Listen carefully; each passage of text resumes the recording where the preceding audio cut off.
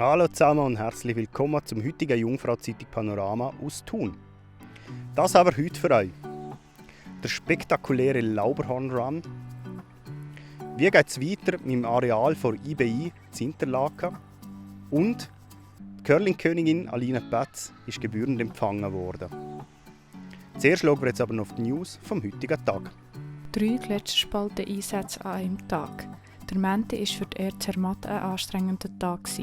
Gerade 3 Mal mussten sie für einen Einsatz ausrücken. Die Menschen unterschätzen unter anderem die Kälte im Monte Rosa-Gebiet. Höchststand von Geburten seit 1972.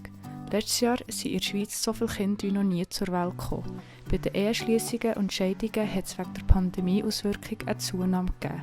Die Zahl der Todesfälle ist im Vergleich zum ersten Corona-Jahr zurückgegangen. 1250 Tonnen Käse produziert und 10 Sennen gegärt. An der 28. Hauptversammlung schaut Gasalp auf ein erfreuliches 2021 zurück. Trotz schlechter Bedingungen hat der Käse eine Top-Qualität gehabt. Deswegen sind viele Sennerinnen und Senner gegärt worden. Es ist ähnlich spektakulär wie die Lauberhorn-Abfahrt, nur umgekehrt. Der Lauberhorn-Run 2022 hat um die 500 verrückte Sportlerinnen und Sportler auf die Weltcup-Piste gelockt. Bei eisigen Temperaturen und Schneefall haben sie sich mit Laufschuhen, Steigeisen oder auch Tourenski den Rennhang Zwängen durchaufgekämpft. Ein Anlass mit Unterhaltungspotenzial, wie auch mein Kollege der Manuel Glaser festgestellt hat.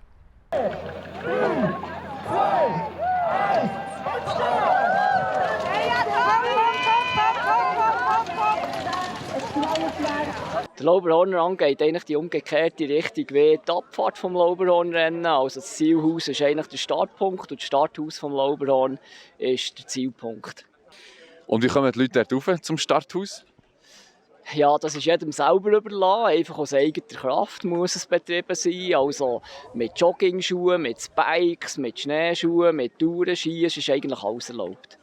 Genau, es gibt Need for Speed, das sind die Ambitionierten, die so schnell wie möglich oben sind.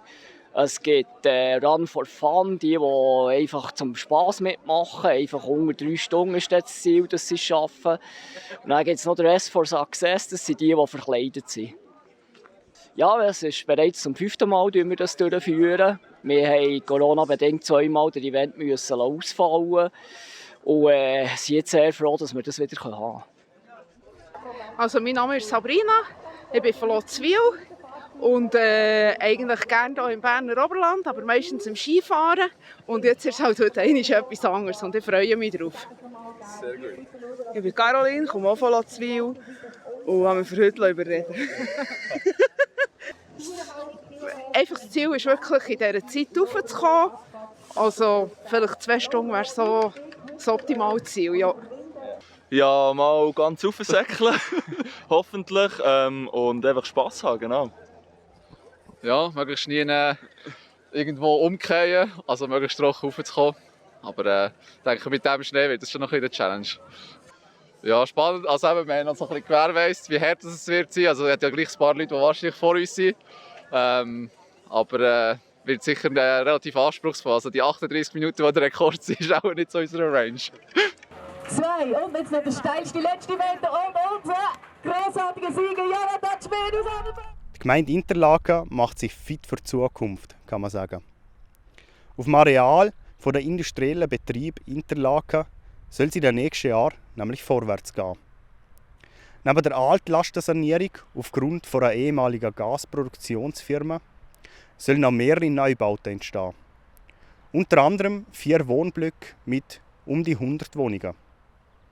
Ich habe mich zu diesem Thema ein bisschen genauer informieren lassen. Es ist ein recht grosses Projekt geplant. Können Sie vielleicht kurz zusammenfassen, um was geht es da genau? Die IBI will auf ihrem Areal gewisse Altlasten sanieren. Und die Altlastensanierung hat einen Erfolg von Projekten ausgelöst, wo wir das ganze Areal wirklich beleuchtet haben und geschaut haben, dass wir die Nutzung optimieren können. Sprich, dass wir für die gewerbliche, betriebliche Nutzung die Bedürfnisse besser abdecken können und aber auch die Auslastung des Areals mit einer zusätzlichen Wohnnutzung optimieren können. Und so sind 3 Projekte entstanden, die jetzt miteinander verhängt sind und wo wir jetzt optimal die Synergien nutzen können und das Areal für die Zukunft fit machen. Wie geht es los? Wann geht es los? Es ist grundsätzlich schon losgegangen. Die Altlastensanierung die steht unmittelbar bevor. Im Sommer dieses Jahres wird gestartet und die Sanierung wird dann über den Winter 2022, 2023 realisiert. Und im Anschluss wird das Gebäude für gewerbliche Nutzung, also das Betriebsgebäude von IBI, fertig geplant und auch in die Planungsbewilligung überführt und anschliessend den Neubau lanciert. Und als drittes Projekt wird eine Überbauungsordnung nötig sein, für die Wohnbaunutzung zu machen. Und die wird frühestens Grössenordnung 2025 fertig sein, dass man nachher auch mit einem Wohnbauprojekt starten kann. Durch das, dass wir kompakter werden, sind natürlich die Wege für unsere betrieblichen Abläufe besser.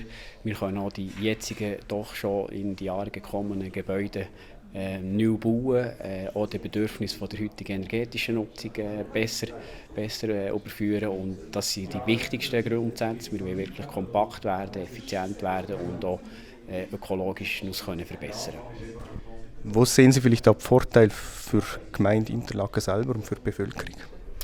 Ja, aus Sicht IBI ist sicher ein Wohnraum an dieser Lage in einer verdichteten Bauweise sinnvoll für Interlaken. Es werden attraktive Wohnräume entwickelt, die in verschiedenen Preissegmenten sollen wirklich auch einen Mehrwert bieten und den Standort auch als Wohnstandort Interlaken sicher aufwerten. Sie hat den letzten Stein für die Schweiz im WM-Finale der Curlerinnen zu Kanada gespielt. Mit Erfolg. Alina Patz und ihr Team haben sich im Endspiel durchgesetzt und der 3. WM-Titel in Folge geholt. Mein Kollege der Ben Abeckler war beim Empfang der Curling-Königin aus dem Berner Oberland dabei.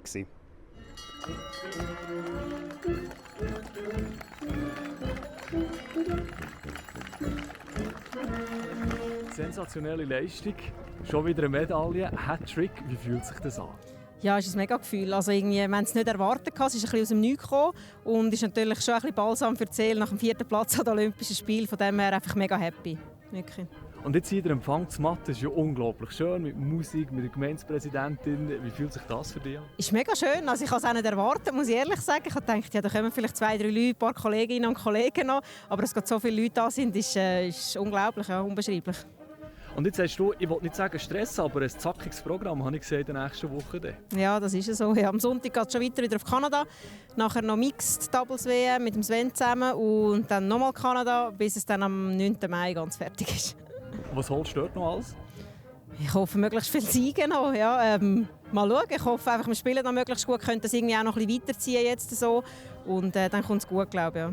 Aber jetzt heute Abend einfach mal entspannen und etwas trinken und feiern. Auf alle Fälle, ja.